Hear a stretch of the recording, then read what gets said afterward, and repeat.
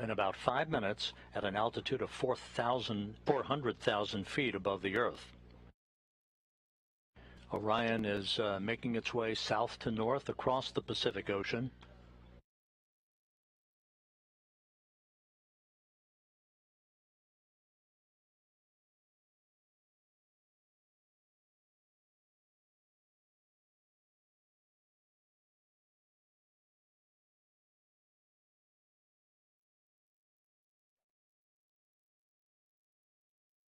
We're about 5 minutes away from entering the first of the two blackout periods, which will last about 4 minutes and 48 seconds.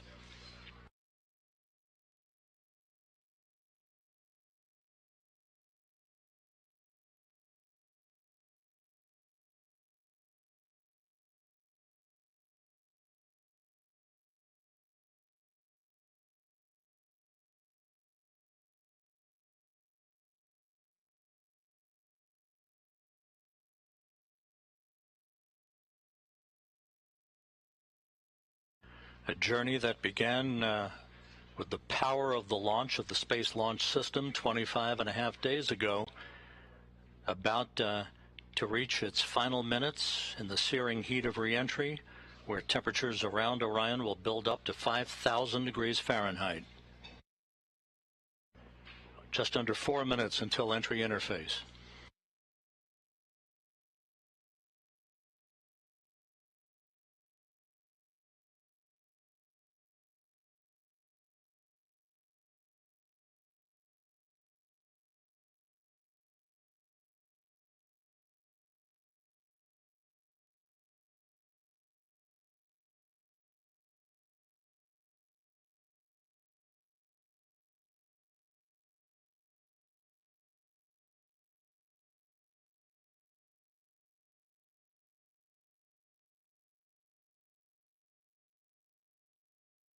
Once again, at entry interface, which we will reach about 3 minutes from now, Orion will be at an altitude of 400,000 feet, traveling just under 25,000 miles an hour, with a range to splashdown of 3,659 statute miles.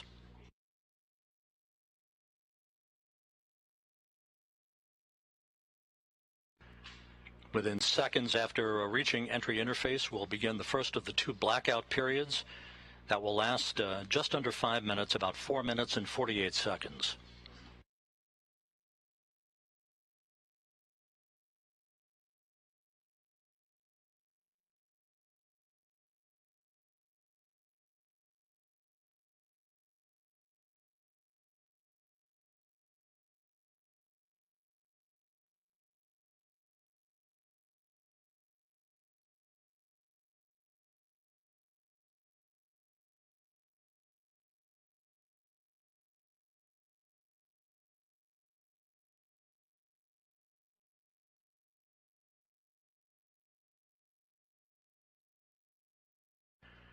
And here's the ground track for Orion as it passes well to the west of South America.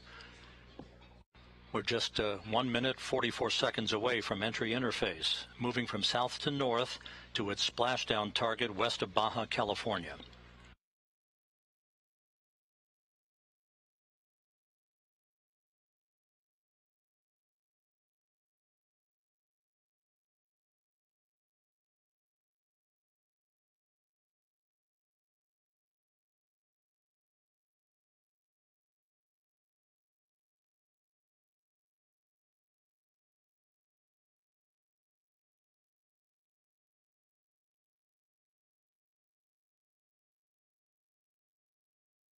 Just 1 minute away from entry interface.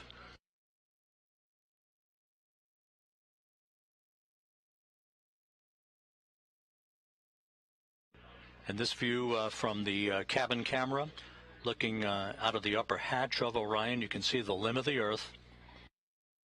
We're going to be losing all of the data here shortly once we enter into the Earth's atmosphere and begin the first of the two blackout periods.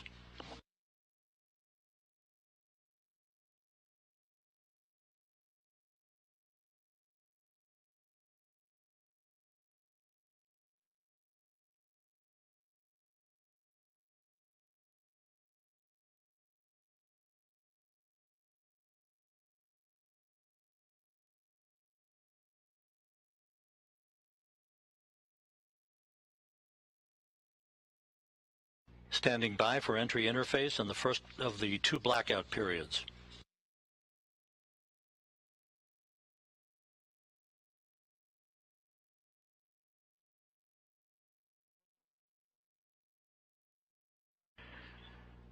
We are now in the entry phase. Entry interface has begun. Entry interface at 400,000 feet. Orion traveling just under 25,000 miles an hour.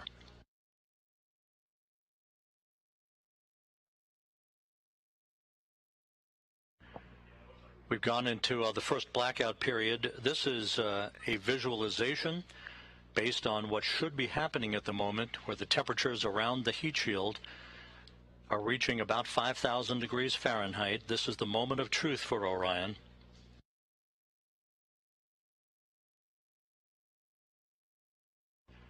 We should be coming out of this first blackout period just under 4 minutes from now.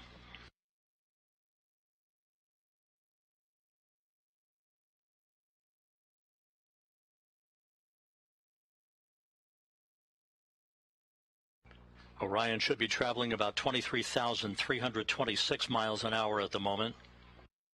Range to splashdown, 3,125 statute miles. Again, this is a visualization of what should be happening with Orion at the moment, although we are in a blackout period that should end about 3 minutes and 15 seconds from now.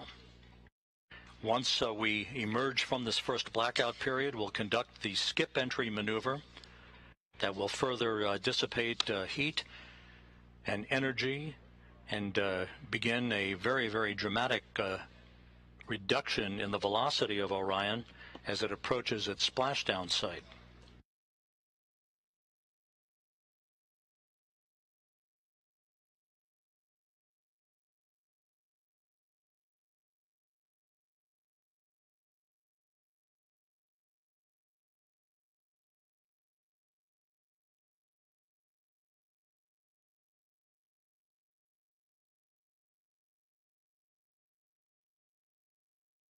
Clocks here in Mission Control showing the sequence of events yet to come. The first blackout period to end about 2 minutes and 18 seconds from now.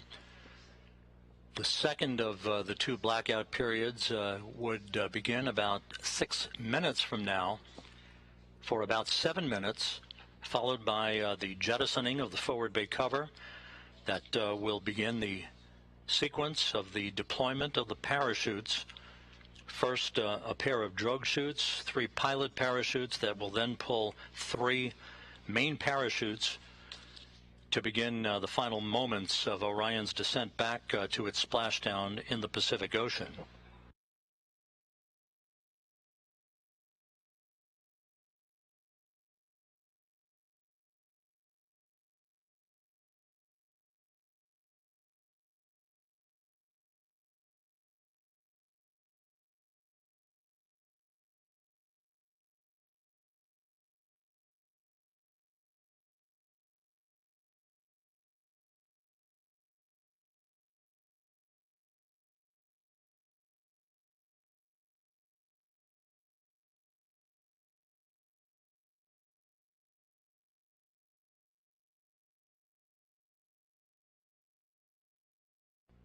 One minute to go until we come out of this first blackout period. When we emerge from this first blackout period, we'll be at an altitude of 274,000 feet, traveling just under 17,000 miles an hour with a range to splashdown of 2,000 statute miles.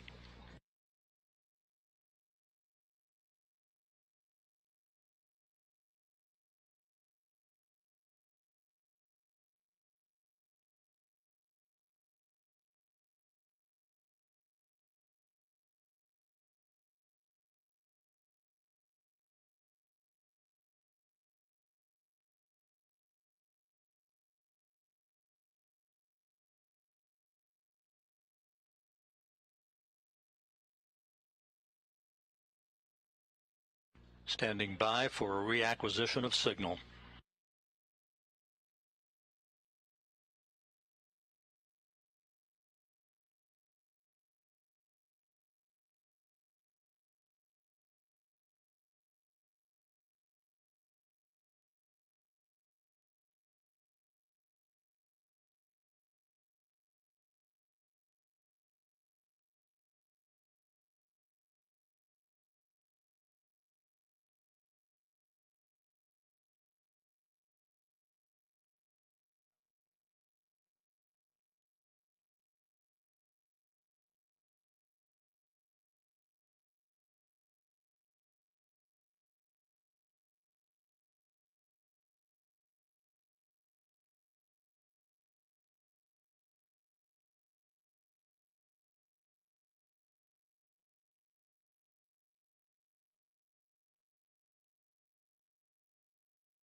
And we have data from Orion. Orion out of the blackout period.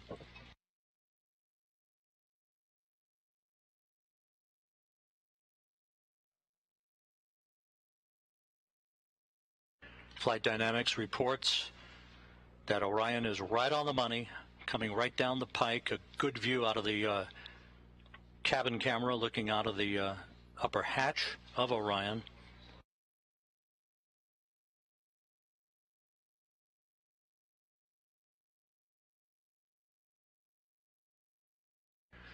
We should be performing the skip entry maneuver momentarily. Good communications established with Orion.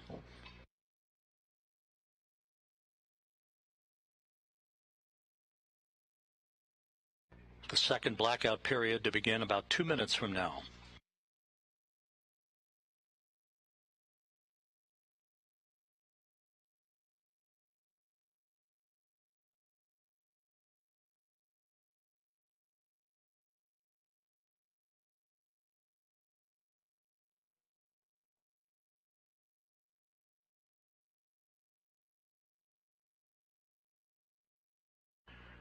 Orion is at the apogee of the skip entry maneuver, beginning the second in a series of role reversals, again banking maneuvers to bleed off excess inertia and to dissipate heat around the spacecraft.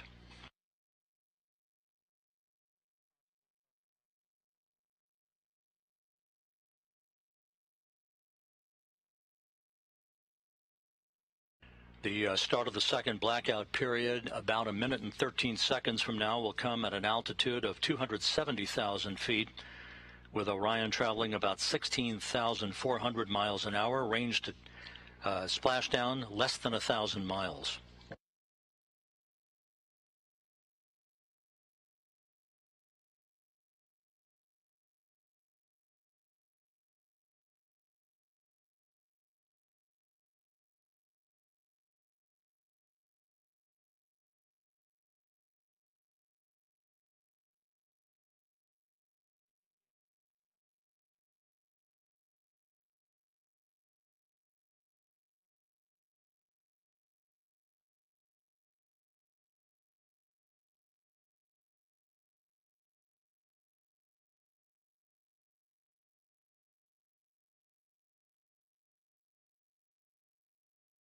Coming up on the start of the second blackout period.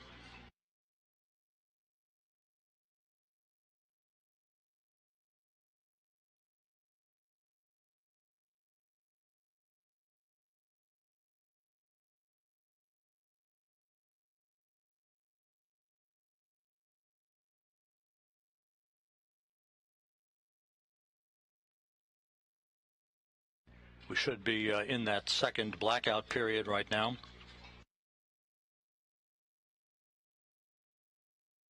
Orion approaching a velocity of 20 times the speed of sound. If all goes as planned, we should be out of the blackout period with a solid lockup on the vehicle at 11:31 and 46 seconds a.m. Central Time.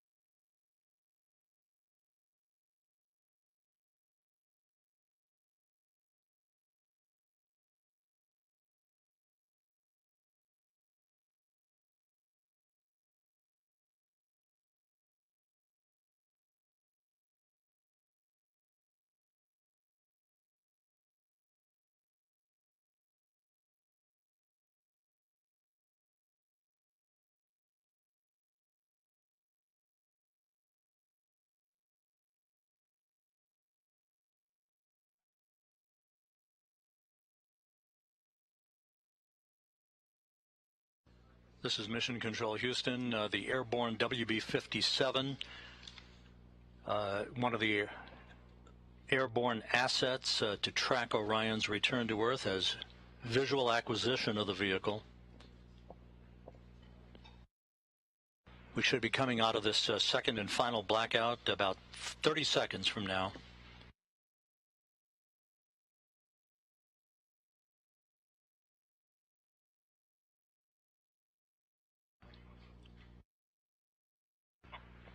And helos flying off the deck of the USS Portland now have a visual acquisition of Orion as well.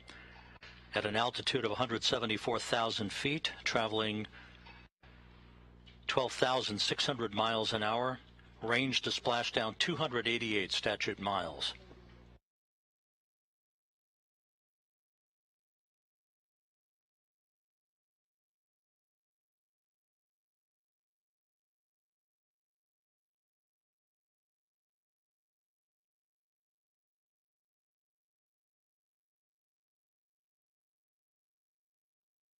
This view on the deck of the USS Portland.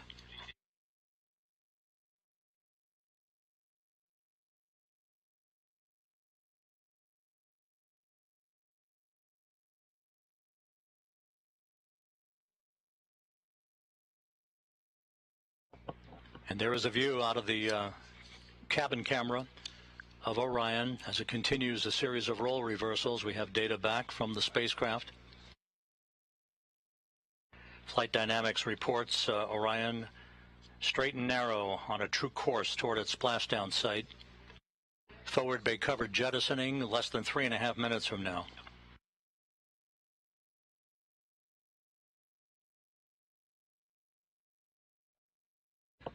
(150,000 feet off the ocean).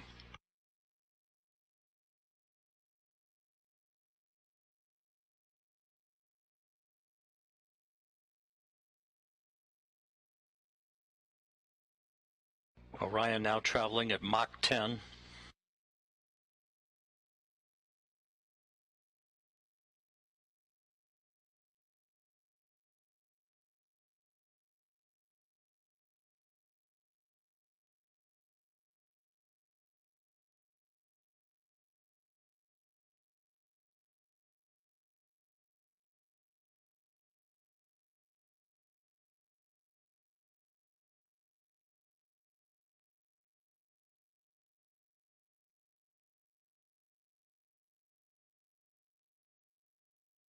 Orion's speed now down to Mach 6.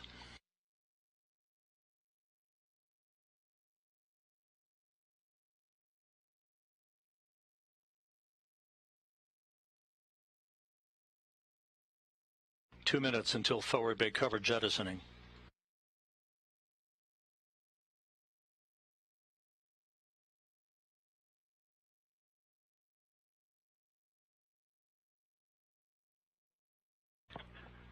Orion 100,000 feet now.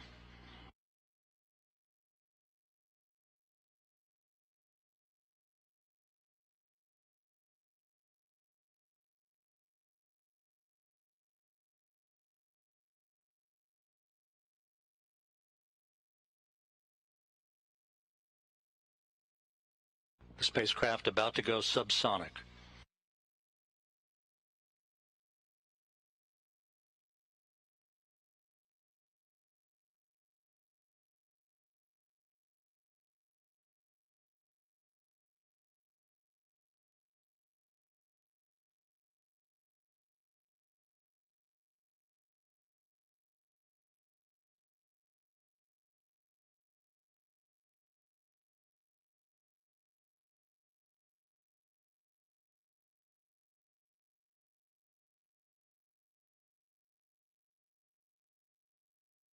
"45 seconds until forward bay cover jettisoning.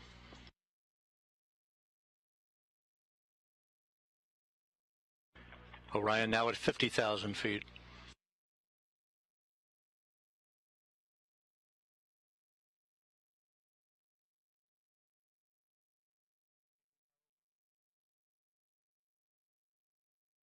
Forward bay cover jettisoning pyros are armed.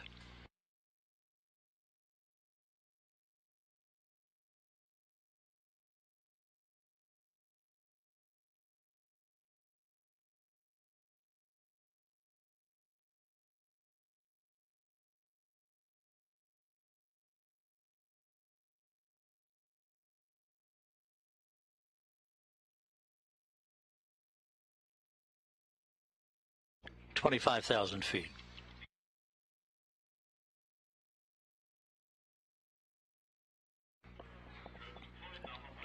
Drogues have been deployed.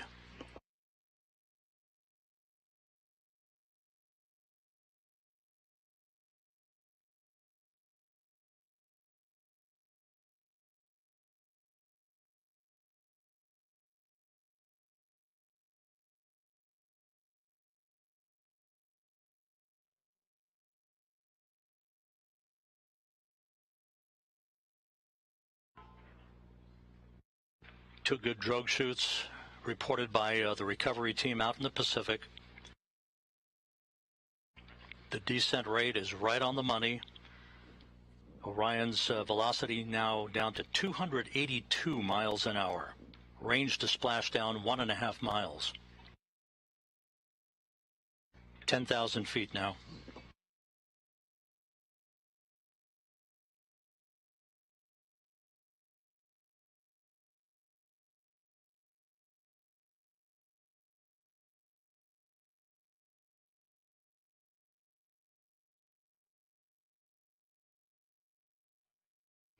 And we're on mains. 5,000 feet.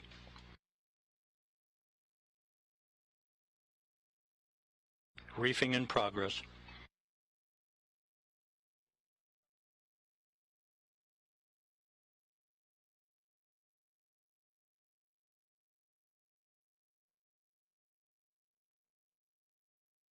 Three good main shoots for Orion.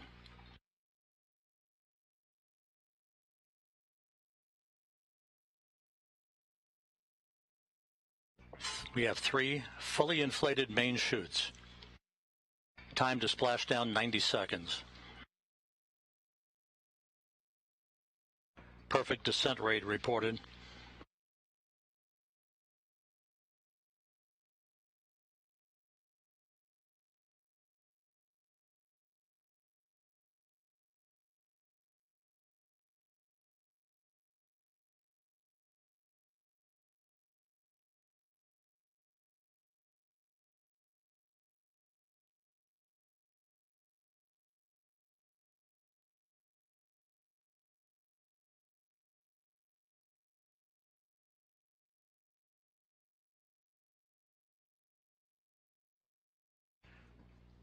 And there it is, high over the Pacific, America's new ticket to ride to the moon and beyond now in view. Orion under its chutes descending toward splashdown.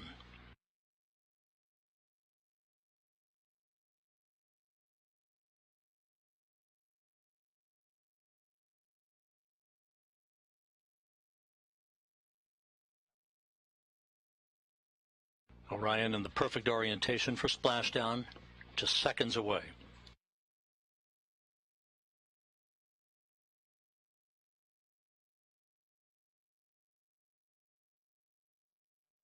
(1,000 feet).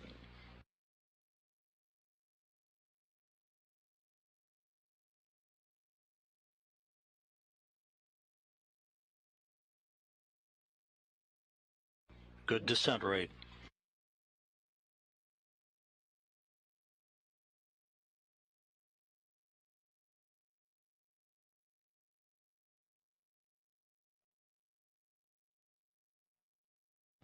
(500 feet).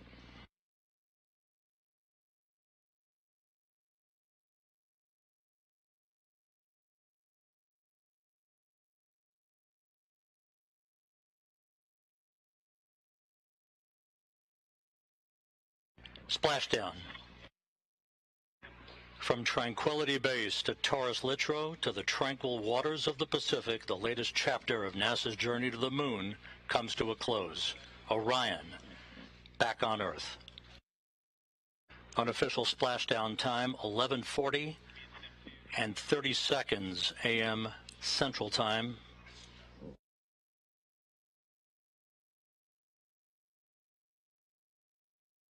At a mission elapsed time of 25 days, 10 hours, 54 minutes, 50 seconds. That's unofficial. Splashing down off the coast of Baja, California.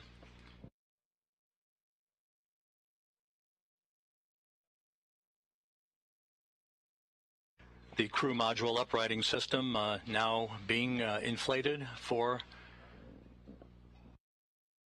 the bags currently being inflated.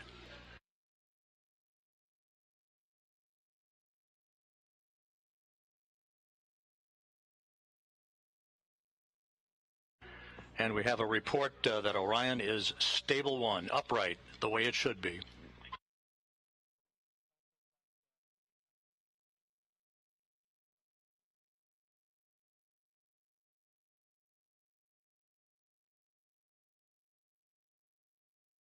Once again, splashdown occurring at 11:40 a.m. Central Time, 9:40 a.m. Pacific Time, west of Baja, California, after a textbook entry for the Orion spacecraft bringing its 25-and-a-half-day mission to an end.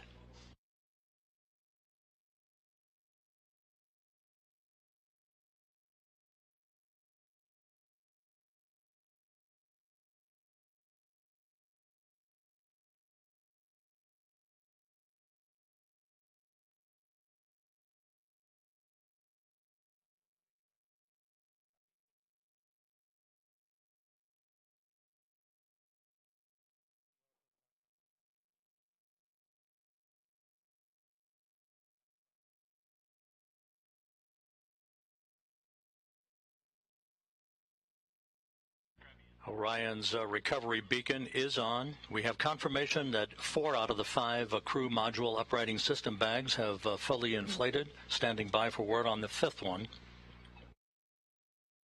But Orion is in great shape, stable one, just in the orientation that had been expected.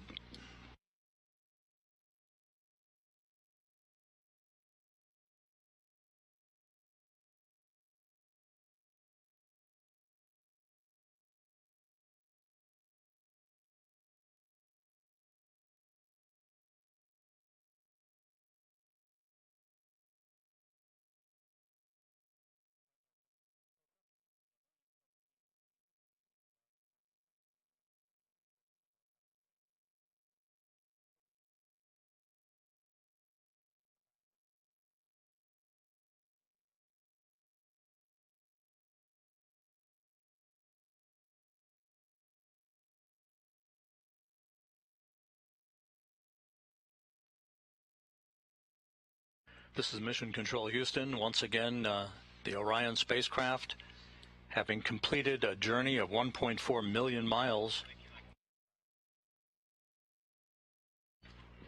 bobbing gently in the Pacific Ocean. 4 out of its 5 crew module uprighting system bags have been deployed. We're standing by for word on the 5th. However, irrespective of that, it is in stable one configuration, in good shape, according to the recovery team. And we are now receiving word that all 5 of the crew module uprighting system bags are fully inflated. So that's exactly what we had hoped for. Orion safely bobbing up and down in the Pacific Ocean.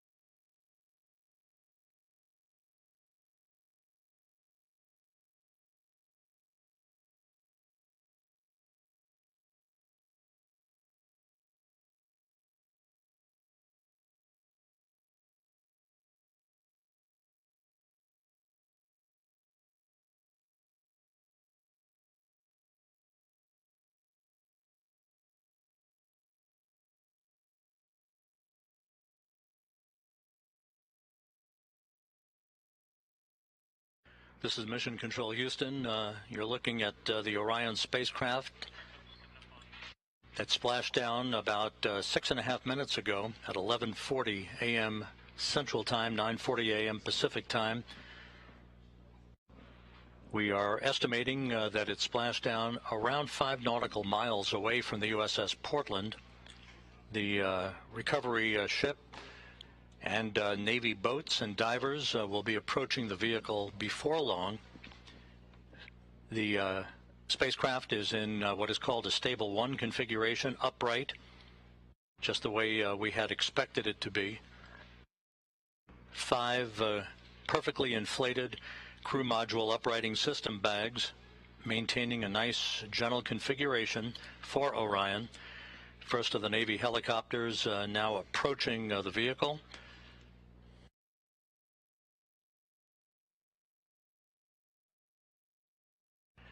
And here in Mission Control, some of Orion's systems no longer needed are being powered down. Many of them will stay powered up for the next 2 hours while we conduct a series of test objectives to characterize the thermal conditioning of the spacecraft. That will be important for future data for crewed missions to determine how long the crews can remain comfortable inside a vehicle returning from the moon. We also will be conducting tests of the beacon and SARSAT system for maintaining tracking of the spacecraft, for recovery forces that will be approaching the spacecraft in the future. And coming up in the next hour and a half will be the reactivation of an ammonia boiler system that will provide cooling in the spacecraft, as it will when crews return from their missions on board Orion.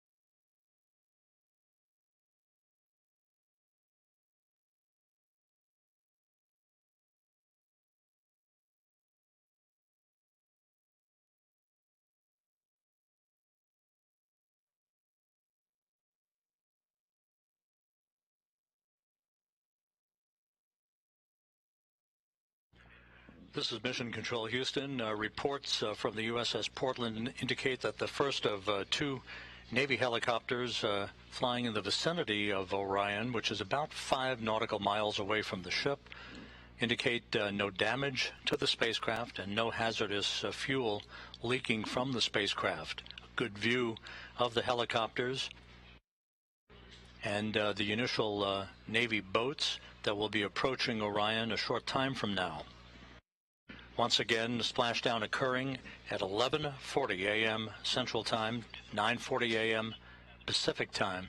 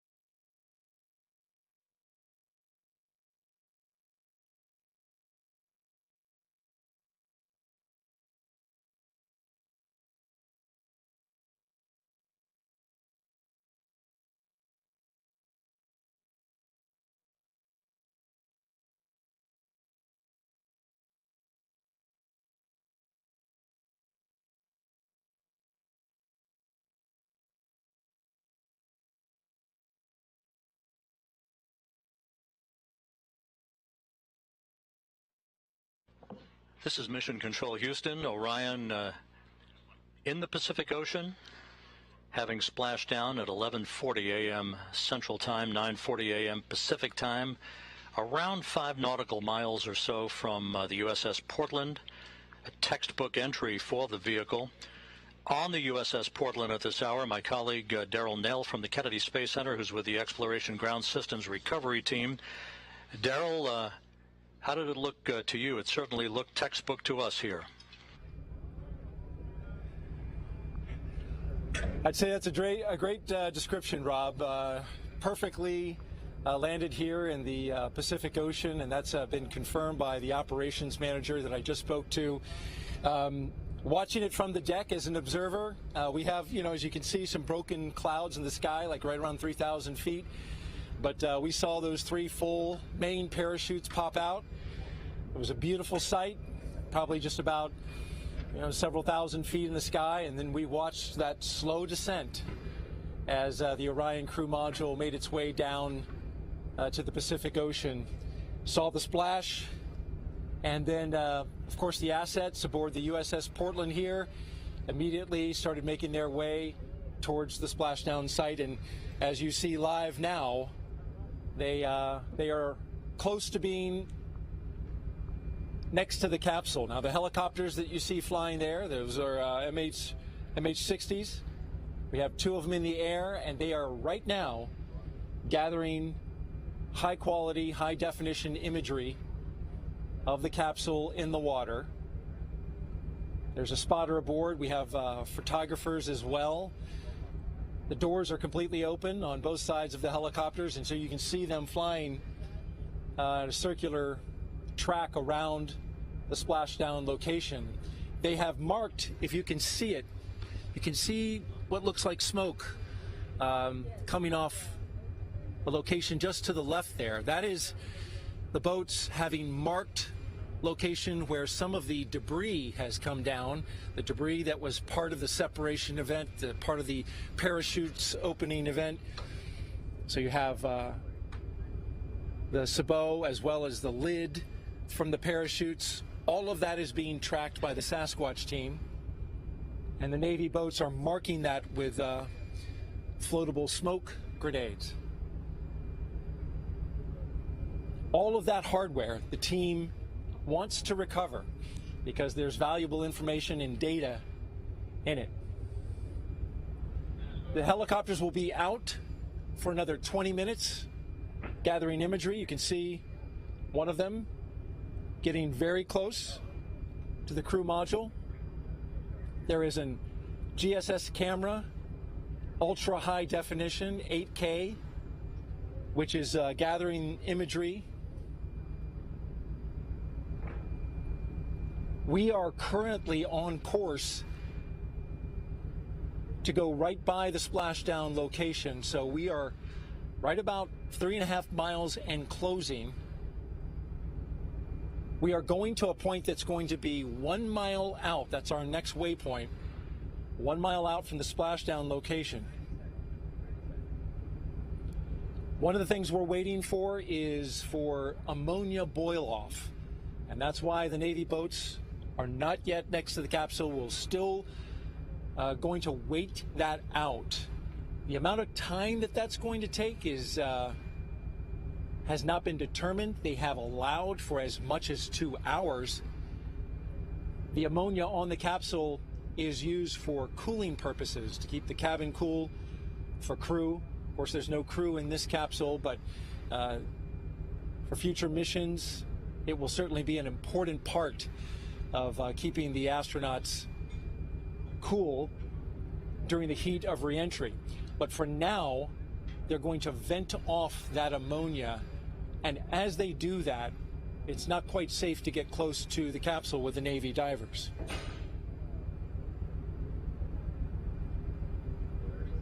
So of course we'll keep our eyes fixed to the location, our cameras as well.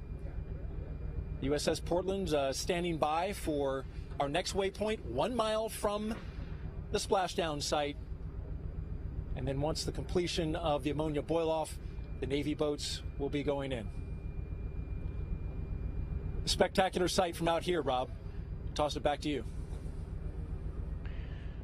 Thanks, Daryl. Back here in Mission Control, the entry Flight Director Judd Freeling on the left. To his left, Flight Director Rick Henfling.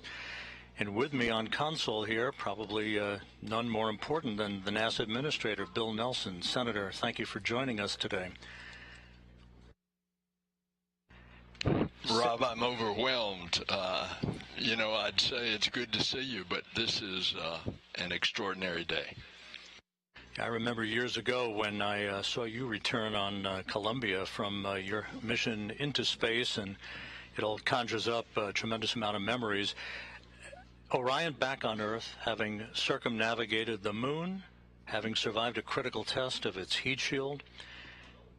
I think you have to be hesitant to celebrate and throw confetti a little bit too early, but it certainly is an important achievement, is it not?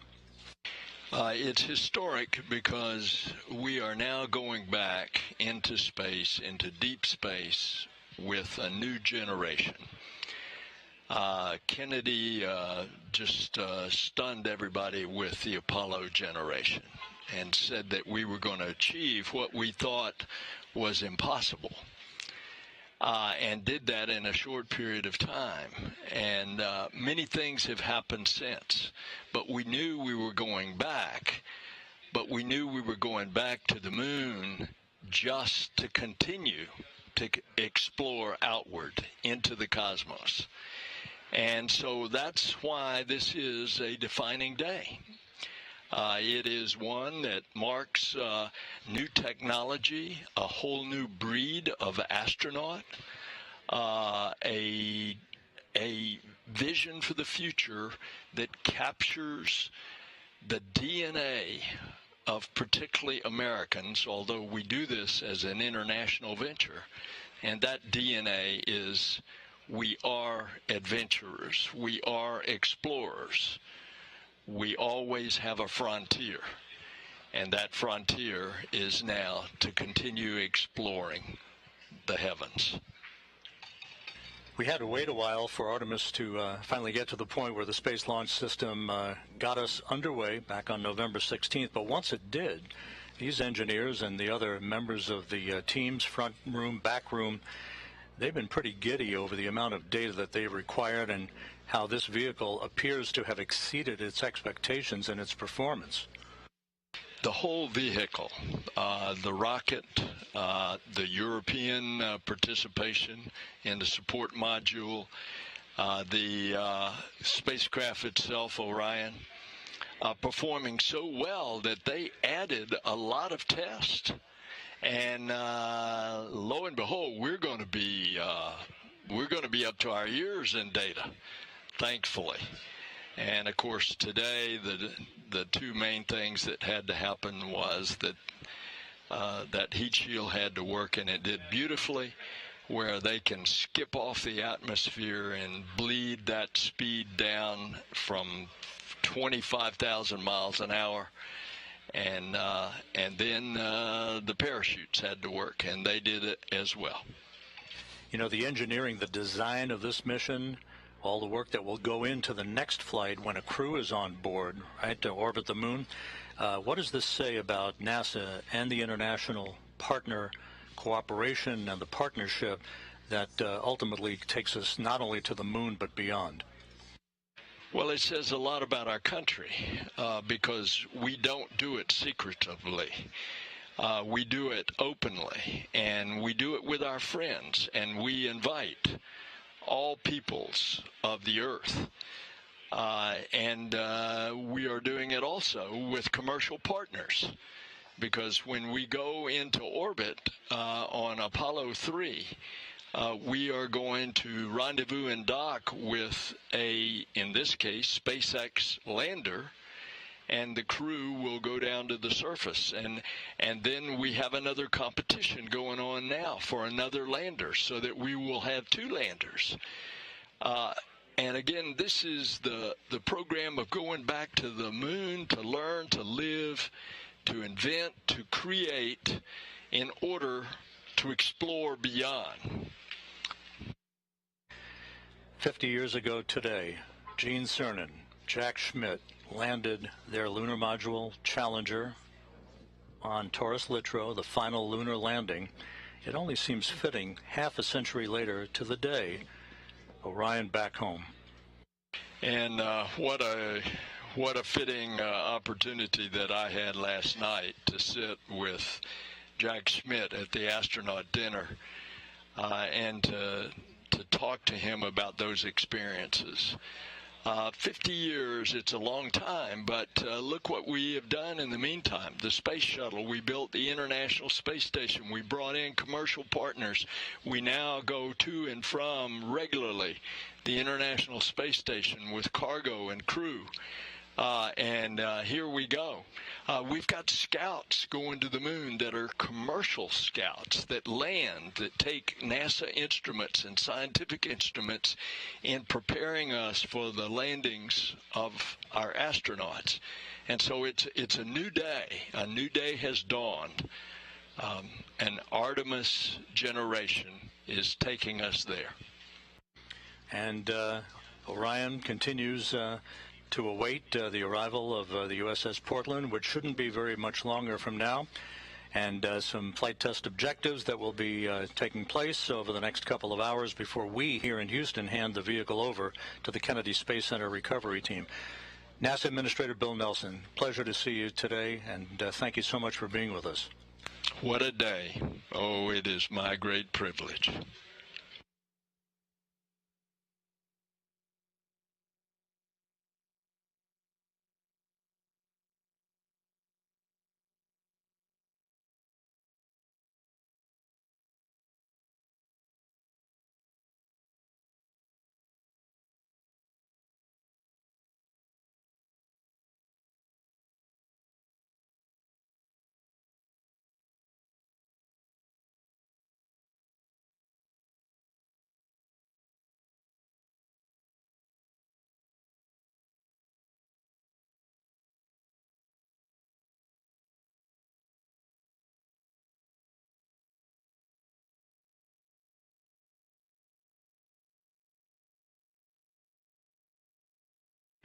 This is Mission Control Houston, 26 minutes after the return of Orion from its circumnavigation of the moon and a splashdown in the Pacific, a bullseye splashdown, just about 5 nautical miles away from the USS Portland, as had been planned.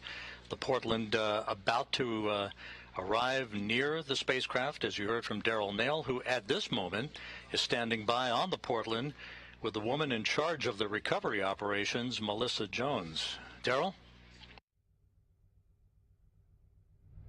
Thank you, Rob. That's right. Melissa Jones, the recovery director, just came from outside the ship's control center where she was monitoring and, of course, managing her team in the midst of this recovery. So, Melissa, thank you for being here. Thank you for having me. This is an exciting day. What a day it is, right? We just had splashdown, and want to ask you, first of all, operationally, where do we stand and what do we have to go? So we had a picture-perfect splashdown, and at this time we're gathering data. With the CM powered up, we'll get some flight test objective data on thermal conditioning, and we're doing some signal data with the tri-band beacons, making sure that we can see the beacons on the capsules and on the astronaut suits to prepare for Artemis 2. And once that is complete, the vehicle will be powered down by the Mission Control Center, and they'll hand that over officially to us here locally in the Pacific. And then we will approach the capsule and attach some lines to it and pull it into the back of the well deck. And that's a delicate mission, right? Because you will be attaching lines, and through the use of Navy boats and then also a winch inside the well deck and Navy sailors on the lines attached to it as well. It seems like a very delicate operation, especially getting in the well deck where waves will be sloshing around. And we've got already 4 to 5 foot seas out here in the Pacific. Correct. So it is a delicate balance to try to control the capsule and the well deck with all the water that we have in there, and to softly land it on the cradle so that we can capture as much data from the heat shield as possible. Now, as the capsule was coming down, just briefly tell me your reaction that moment that it splashed down.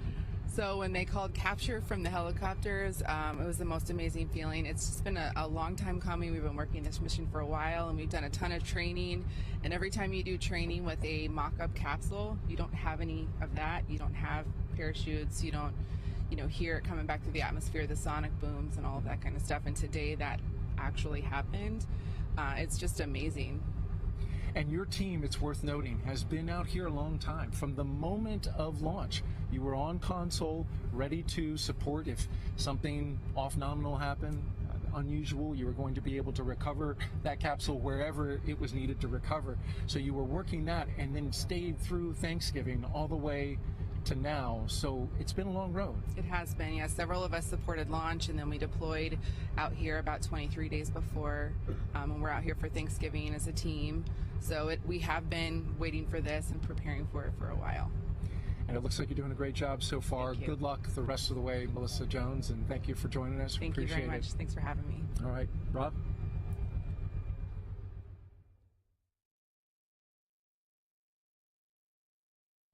Thank you, Daryl. We'll be back to you on the USS Portland here shortly as the post-splashdown activities and the recovery operations will continue. As mentioned earlier, it will take about 2 hours from the time of splashdown until the time that Flight Director Judd Freeling and his team of entry flight controllers here will hand the vehicle over to the Exploration Ground System Recovery Team that will work over the next several hours to bring the Orion into the well deck of the USS Portland.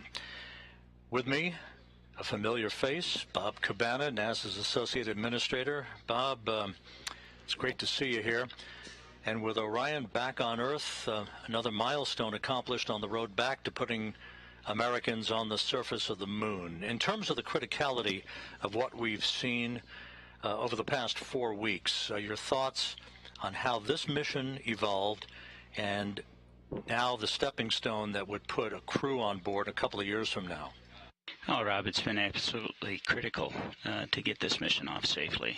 This test flight is what we need in order to prove this vehicle so that we can fly with a crew, and that's the next step, and I can't wait.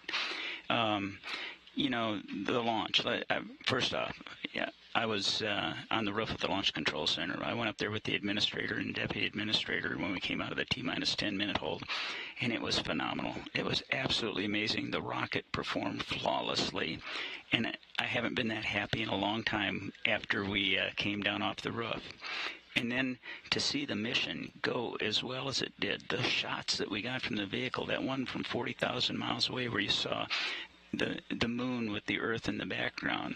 And then this morning, we've learned how to operate this vehicle. A few minor glitches along the way, but it is performed flawlessly, and we're learning how to work with it, operate it, and that's what this JSC team does. It is so great to be back here in mission control, to be with the ops team. I'm so proud of these guys. Amazing. But if you were watching this morning, I loved the video. I don't know if it was on NASA TV or not, but the moon the Earth just kept getting bigger and bigger. It was really hauling as it came in. And the preciseness with which they were able to bring it down and seeing the chutes come out, and it's just, I'm so proud of this team, the Orion team, the entire SLS, Artemis team, the folks here at JSC. It's just been amazing. I wish Gene Cernan were still alive. Here we are on the 50th anniversary, and Gene was such a proponent of getting us back to the moon. I wish he were alive to have seen this mission. It would have meant a lot to him.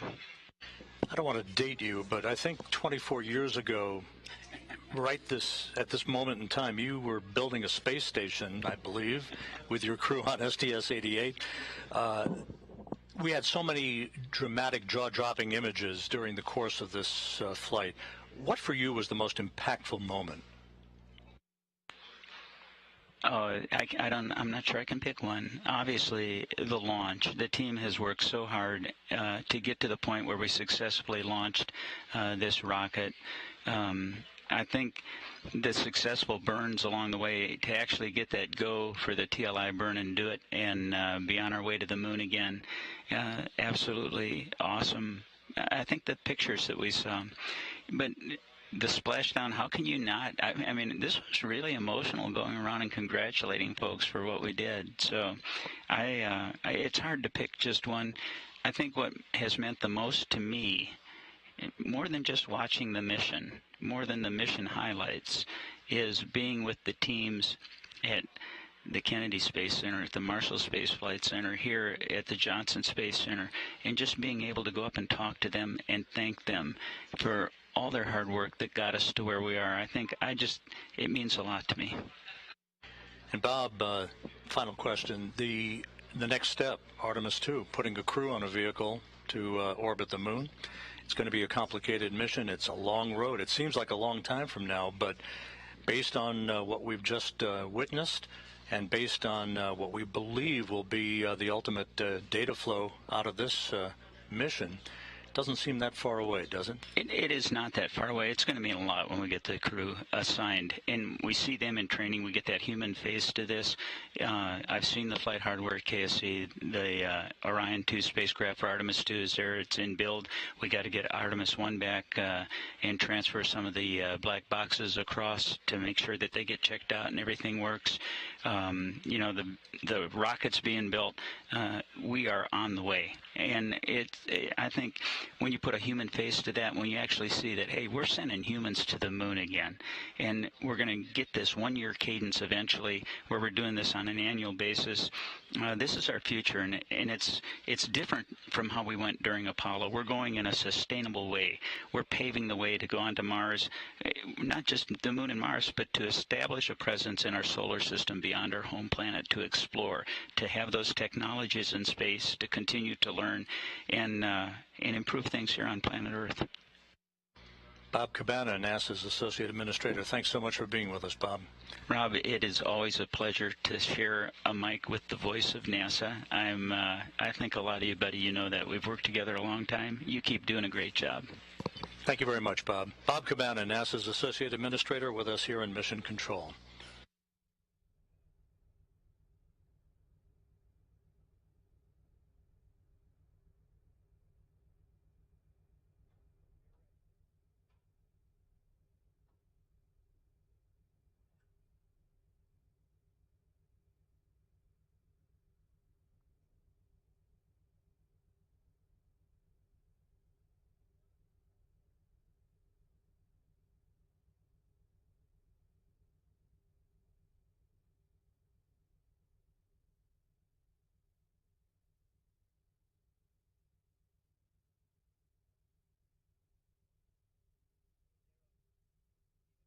This is Mission Control Houston. About 37 minutes since Orion splashed down in the Pacific on the deck of the USS Portland, as he has been throughout the course of the morning. Daryl Nail, my colleague from the Kennedy Space Center. Daryl, how are things going out there? It looks like you're about to approach the vehicle. Yeah, we're very close to that moment, Rob, here on the USS Portland. We're just about 100 miles off the coast of Baja, Mexico. The operation, as you've heard and been commentating, it is going pretty smoothly at this point. But we are in a pre-planned waiting period as we wait for the ammonia that is inside the capsule. It is used for cooling. This is boiling off at this moment into the atmosphere, and until that's complete, the boats will be on hold. Now, the Navy divers right now at this moment are outside of the 120-yard radius around the capsule. That was part of the plan. They will close within just a few feet to start detecting if there are any hazardous gases coming from the capsule. But that will only happen once our recovery director, Melissa Jones, has given them the go to close in. The ship, meanwhile, the USS Portland, is on its way to close within 2,000 yards of the capsule. As you can see it floating there. The bags fully inflated that are used to upright it. Bright orange in color at the top of the capsule. The ship will then come alongside the capsule, and once the Navy divers have gone in and made sure that the capsule is safe to approach, they will begin taking imagery, photographs, both on the top side of the water, and then also they have Navy divers prepared to go underneath the capsule and take pictures of the heat shield, the all-important component of this capsule, which is the primary objective in terms of the test and this flight test, is to make sure that that heat shield works and works well. So fresh from space, they want to make sure that they have images of it preserved as it is now before the operation begins, where they pull it into the well deck of the USS Portland. That will involve the attachment of ropes, as well as a winch line that then connects to the USS Portland. The well deck of the USS Portland will be flooded to about 6 feet, and those Navy boats will attach their lines and then pull alongside the Navy vessel, connect to a winch line, and then carefully tow it into the well deck. Again, we are currently awaiting the completion of ammonia boil-off from the capsule. They've allowed for up to 2 hours, but it could take a shorter period of time. And once you see those Navy boats closing in, then you'll know that that ammonia boil-off is complete. And of course, we'll let you know when that happens. Live on the deck of the USS Portland, Rob, will send it back to you. Thank you, Daryl. Daryl Nail on the USS Portland out in the Pacific, west of Baja, California. Back here in Mission Control as the flight controllers watch over the initial phase of the recovery operations. We're joined by the director of the Johnson Space Center, Vanessa Weich. Vanessa, great Sunday to have you here with us on Console. Fabulous Sunday. What a great day. You know, it's amazing to me everything that has been accomplished throughout this entire mission. But being here with the team and seeing and witnessing this splashdown together, amazing, wonderful. I really can't describe how I feel. You know, we were talking just a moment ago, it never ceases to amaze me how these missions are designed. The execution is one thing, but the design of the mission here by the flight control team, and just down the hall, by the way, there are humans orbiting the Earth in the International Space Station, so it's almost like a 2-for-1 here. It is. I mean, you know, to me this week, and well, for the past 26 days, being able to come into the control center and know that we had teams controlling the International Space Station with our crew members on board, and we've had, as you know, successfully crews living off of this planet for over 22 years, but then in another control center where we're monitoring and making sure that the maneuvers, everything that had to happen on the Orion spacecraft, that was being tracked, followed, and, you know, data, anything that needed to be sent up was just done so perfectly and professionally. This team has trained for years. First, you got to plan the mission, as you know. Then you have to execute the mission. And so the years of planning, the years of getting ready, the preparations really paid off. You know, after a team wins the World Series like the Astros did, you can celebrate for about 24 hours before you have to worry about spring training that's coming up. There's almost never a moment to breathe. Artemis 2, not too far down the pike. Yes, absolutely. So for us, you know, this is great. We've accomplished Orion 1, this test flight, being able to test out the heat shields, those parachutes, as you saw, brought the spacecraft down. But now we have to get it ready for our crews to be on board. So all of the systems that we need to integrate for our environmental controls, those are things that will be new as we go forward for Artemis 2. And then it's the outfitting of the cabin. All the things, simple things you think about if they're going to be going for 10 days. So we got to make sure that we have the food, we have the clothing, all of the things that they're going to need for their next trip. But there's a lot of additional training, there's a lot of additional planning that has to happen in order for us to be ready for Artemis 2.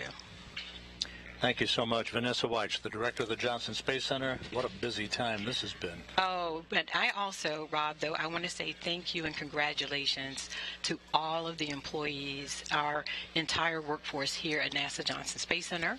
But I also want to thank our European partners. I want to thank our industry partners. It took thousands of people to make this possible. And now the recovery that's being done by the Navy, just want to say major thank you to the brave individuals that are out, and they're going to be bringing the Orion spacecraft into the Portland, and then she'll be back going to Florida, and my friends in Florida are ready to receive her. We're super excited and just want to say thank you to everyone that has made this possible. Thank you so much, Vanessa Weich, director of the Johnson Space Center. Time to celebrate just a little bit before we catch our breath and press on. Yes, time to celebrate. Then we got to get ready for Artemis, too. Vanessa Weich, thank you so much.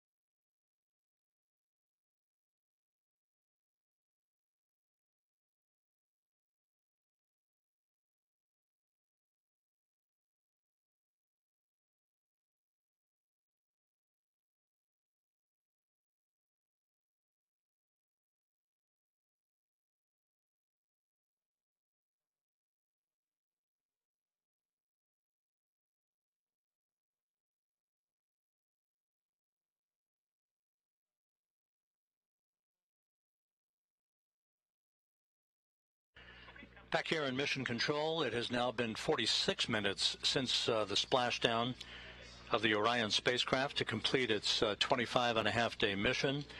Flight controllers here in Houston reporting that the vehicle looks great. In the initial visual inspections being made by the helicopter teams, as you heard Daryl Nail reference just a short time ago. We just heard from Vanessa Weich, the Johnson Space Center director.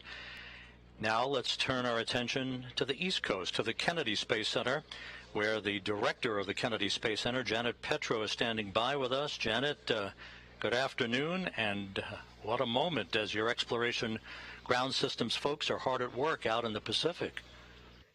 Absolutely. Thanks, Rob. It's been a really, really exciting morning, and can't wait for our teams to get to work out there on the West Coast. You know, we heard a short time ago from Melissa Jones from the deck of the USS Portland. How complicated has been the development of this recovery operation that your team is executing as we speak? Well, it's pretty complicated, but, you know, our teams make it look easy. I will start out by saying, or giving, I should say, a big shout out to really Vanessa and her flight ops team and the whole Orion team to deliver an amazing mission, bringing us down through splashdown. But now it's over to Melissa and her team, and she's done an incredible amount of work to get to this point. You know, what we do at NASA, it really is all about collaborations, and the collaborations that we've had with the Department of Defense in particular over the past many years, their hard work and their dedication as they went through a great deal of planning, hardware development and processes, and a lot of practicing to get to this point and make it look easy. You know, that capsule sitting out there on the ocean, it looks very similar to the Apollo capsule, but it's actually about 30% larger. And so the complexity of recovering that larger vehicle is a little bit more. But Melissa and her team have been practicing, you know, their latest underway recovery test. They completed, it was the 9th one, and they completed that last November 21st of last year, 2021. So they're ready. Watching these teams precisely perform these recovery operations is amazing. And so I think we're going to have a really, really great day. I'm going to be traveling to San Diego to watch the ship come in port in a couple days. So I look forward to seeing that capsule on board the well-decked ship. Janet, there's a lot of work to be done before Artemis 2, but the first milestone here will be getting the vehicle back to your center in Florida for a detailed inspection and detailed analysis. What's the basic timeline for all of that work? Yeah, so splashdown today is really the beginning of the journey back to KSC. So as I mentioned, I'll be there in San Diego when the ship comes into port in a couple of days, and then Orion will then be loaded onto a truck and transported back to the Kennedy Space Center, and that's going to take a couple of days because of road-related conditions. You know, the Orion will still have some residual hazardous waste on it, and of course planning the roadways as it gets trucked back to the Kennedy Space Center takes some careful navigation. So by the end of this month, the end of December, we expect to have Orion coming back onto our center. We think that's going to be a really great Christmas present for us here at the Kennedy Space Center. And it'll go right into our multi-payload processing facility for its post-flight assessment. And that's where the remaining residual hazardous fluids will be removed from it. And then just after the new year, the teams will be opening up the hatch of the Orion, and then once that's complete, I think Rob, you called it the moment of truth. They'll remove that heat shield and begin a really detailed inspection and assessment of how that heat shield performed during its reentry and recovery operation. So we're really looking forward. I know the whole team's really looking forward to see how that assessment comes out. And then after that, it's Orion's journey is not done. It'll be making its way up to the Glenn Research Center, where it will be doing some acoustic and further environmental testing up at that center. So journey isn't over. It's just kind of making its way here on the terrestrial path back. So thanks. Janet Petro, the director of the Kennedy Space Center, joining us here today. Congratulations, Janet, and thanks so much for being with us.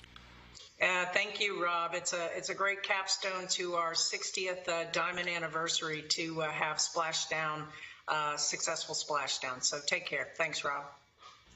Thank you again, Janet Petro, the director of the Kennedy Space Center, joining us today. Orion safely upright and stable one, as the Navy and Exploration Ground Systems team continue to approach the vehicle in the first of a multi-hour choreography that will bring the vehicle into the well deck of the USS Portland. On the deck of the USS Portland right now is Darrell Nail, who has NASA astronaut Shannon Walker with him once again, post-splashdown this time. Darrell, how are things going out there? Rob, we've got a front row seat to this operation. As you can see behind me, Shannon Walker, as you mentioned, NASA astronaut, joining me with this incredible view as we watch that capsule floating in the Pacific Ocean just 100 miles off of Baja, Mexico. We have an MH-60 Nighthawk helicopter encircling it and the Navy boats in the water. First of all, Shannon, how about this view? It is an amazing view and so exciting to see the Orion capsule back on Earth. That is a human-rated capsule that went around the moon and returned and is now in the Pacific Ocean. As an astronaut, what kind of thoughts do you have seeing a moment like this? Well, it's actually really emotional to see something like this, knowing that the next time we're going to have people on that capsule or the second Orion capsule. It's pretty amazing that we're going to be able to go back to the moon soon. Incredible indeed. And as we look at, let's paint the picture for the audience as we look out at this operation. Currently in a moment where we are pausing for ammonia boil-off. That's the cooling that the Orion crew module uses to keep the astronauts cool inside the cabin as they wait to be taken out of the capsule. There's none in this one, but this would be a period in which that would happen. You can see the Navy boats. They are roughly outside of 120 yards from the capsule. They have equipment that will sniff out any hazardous gases near the Orion, and so they are holding in position until that ammonia boil-off happens. And then also in your view, you can see the MH60 circling back around.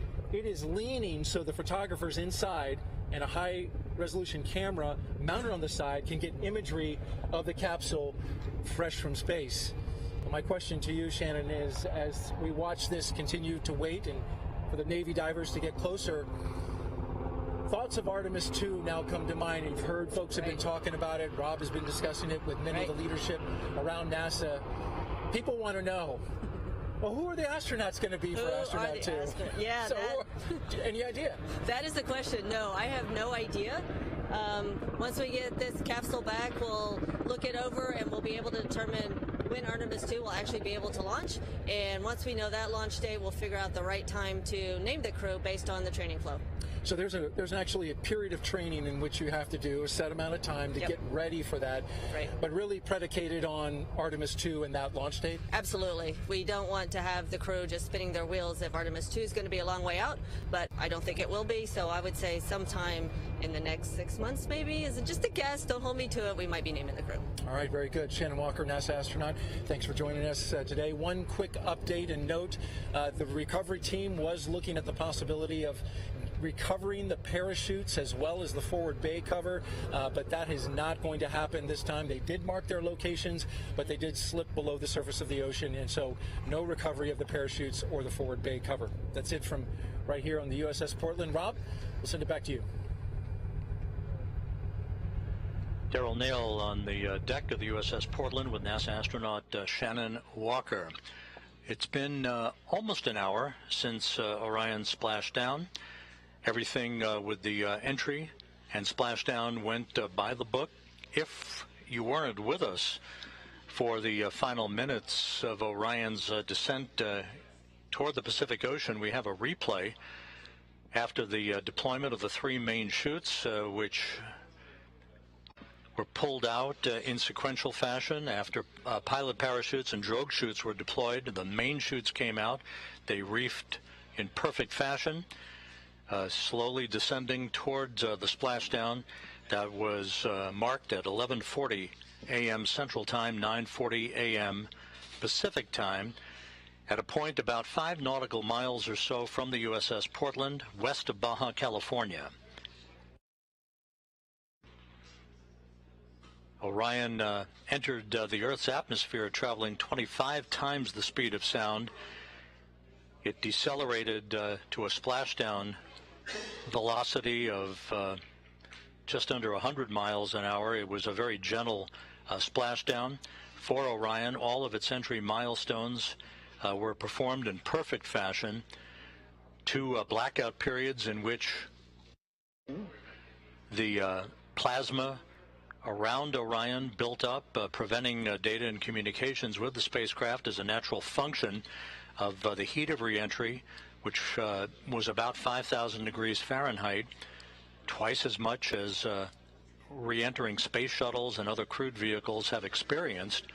But although some analysis must be performed now, and there's the splashdown itself as it occurred, analysis, as you'll hear in a moment from our next guest, must be conducted to make sure that everything went as had been prescribed. On the heat shield particularly, and there's a live view of Orion as the Navy boats with the Navy divers and other recovery personnel begin to approach the spacecraft. With us here in Mission Control is Michelle Zahner, the Orion Mission Planning Lead from the Vehicle Integration Office. Michelle, thank you for joining us today. And I guess the natural and the big question is, unbelievable that all this just ticked off in trip hammer fashion the way it was designed. Yes, it was an incredible mission. So we accomplished all of our major mission objectives. The vehicle performed every bit as well as we hoped, and even better in a lot of ways. So as an example, the solar rays generated more power throughout the flight than we expected. So this is the furthest any human-rated spacecraft has ever gone, and that required a lot of complex analysis and mission planning and trajectory planning ahead of the mission, and to see it all come together and have such a successful test mission was amazing. Michelle, it was a test flight, of course. There was a lot of risk involved, an elevated risk because there was no crew on board, and you could take, shouldn't say liberties, but you could expand the envelope of what you needed to do in order to acquire the data that you were looking for in order to set the stage for the next mission when a crew will be on board. From a vehicle standpoint, sitting in these mission management teams, sitting with your engineers on a day-to-day basis, how much data did you acquire, and how long do you think it's going to take to pore over this so you write the textbook of Artemis 1? Yeah, we acquired a ton of data during the mission. So one of the first things that we'll do post-mission is take several months to go back through that data, really dissect it, and understand the vehicle performance. You know, we did a lot of testing and analysis prior to the mission, but nothing really compares to seeing the vehicle perform in the harsh space environment. So that's certainly going to be our first focus after the mission is looking at all that data. And as you mentioned, you know, we pushed the vehicle further than we probably would with the crew on board, but through that, we learned a lot. We learned that the vehicle is more robust than we thought in many areas, and so taking that information and expanding our operational envelope will help as we go forward to more complex missions in the future. And in the Orion Vehicle Integration Office, for yourself and your colleagues, it's almost like wearing two hats. You have to go back and pore over the data from this flight, but now you got to prepare a vehicle that will sustain a crew, including an environmental control system, a life support system for the crew itself. How are you all going to juggle all of this work over the next couple of years? Yeah, there is a lot of work that goes on in parallel. So, as I mentioned, I think the post-flight review is going to be the top priority for the first few months. But at the same time, the crew module and the European service module for Artemis 2 is already at Kennedy Space Center. It's already being put through the paces and testing. So that vehicle is already there. After splashdown here, there are some avionics that we're going to take off of the Artemis 1 crew module, refurbish, and then install in the Artemis 2 crew module. And then, as you mentioned, we have the new environmental control and life support systems and a lot of other crew interfaces like crew displays, and all of that is in the process of being integrated and tested. So we celebrate Artemis 1 today, but tomorrow we get back to work and we start focusing heavily on Artemis 2 and making sure we have a successful first crewed mission. You're going to have to delay those vacation plans just a little bit. Michelle Zahner from the Orion Vehicle Integration Office, thank you so much for joining us today. Thank you for having me. Appreciate it.